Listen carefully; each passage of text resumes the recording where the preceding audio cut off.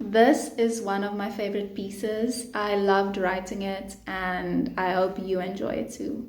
So, this is Kissing Frogs by Ophelia Milton. Let's fall in love. A sweet falsetto swirls around a messy dorm room. Why shouldn't we fall in love? The falsetto circles around sweaty, intertwined bodies. Now is the time for it, while we are young. Chapter 1. A splitting headache rushes over you. When did I hang that ugly poster? You groan as you attempt to turn away from the grotesque reminder of your faded memory. The taste of vodka and EDM floods your memory as the owner of the ugly poster rests his arm across your waist. A hungover rush of regret whimpers through you as you remember the night before. The memory of music, flashing lights, and wandering hands swirls through your throbbing head as you lift his arm off you. It's him again, the boy you do not love. And it's you again, the girl he does not love. Our hearts are made of it. Let's take a chance.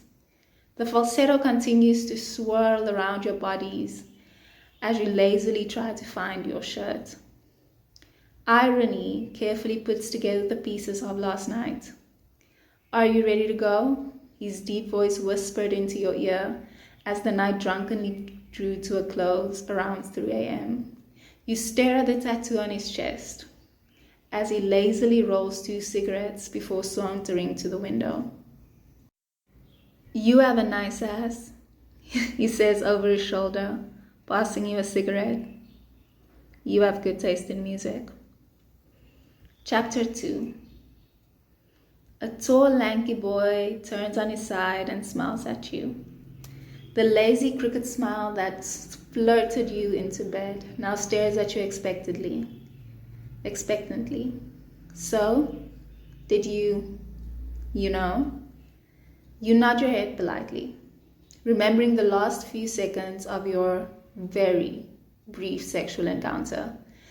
The memory of sweating, grunting, and a remarkable amount of floundering threaten to furrow your brow. You remember sharp bones, fleshy fingers, but no, you know. I had a great time. You smile coyly, deliberate in your protection of his lanky ego. And perhaps you did have a great time before you had sex. Feminine sexuality is the box hidden underneath your bed, cowering beneath old pairs of underwear, stray pairs of socks, and crumbled letters to past lovers. Do women enjoy sex? Are women allowed to enjoy sex?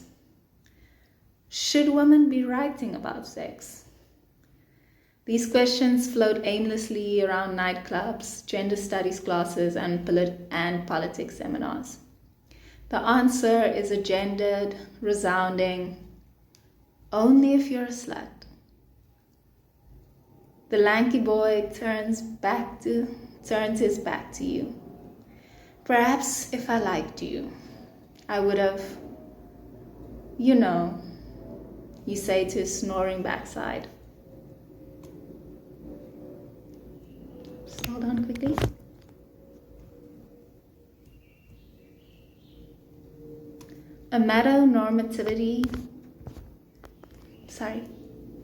Chapter 3.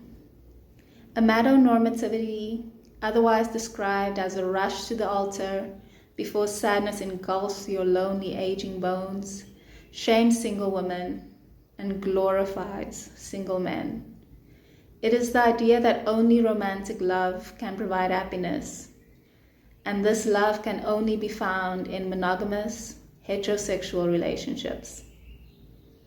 Amatonormativity is the judgmental aunt at the bride. She follows you around, worried about your immortal soul and eternal happiness. So, she stares at you expectantly as you try to scoop up the last pieces of potato salad. Do you have a boyfriend yet? She reminds you of your disintegrating womb and fading looks. Men age better than women, so you need to find one. Her head cocks to the side pensively. Soon.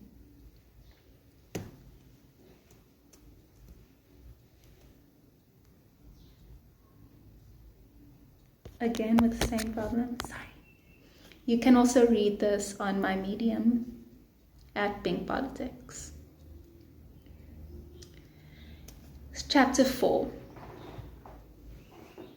You try not to think about the first boy who did not love you. You remember how he broke up with you on your birthday in a car outside your cousin's house. How his friends laughed when you cried and told you should have seen it coming. And now, you lean into yet another boy who does not love you.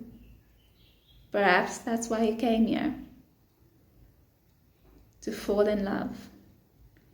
Or maybe you just wanted to,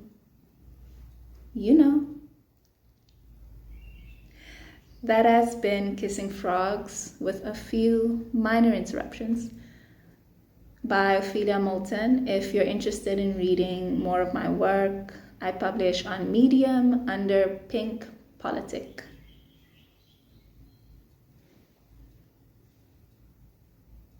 Have a good one.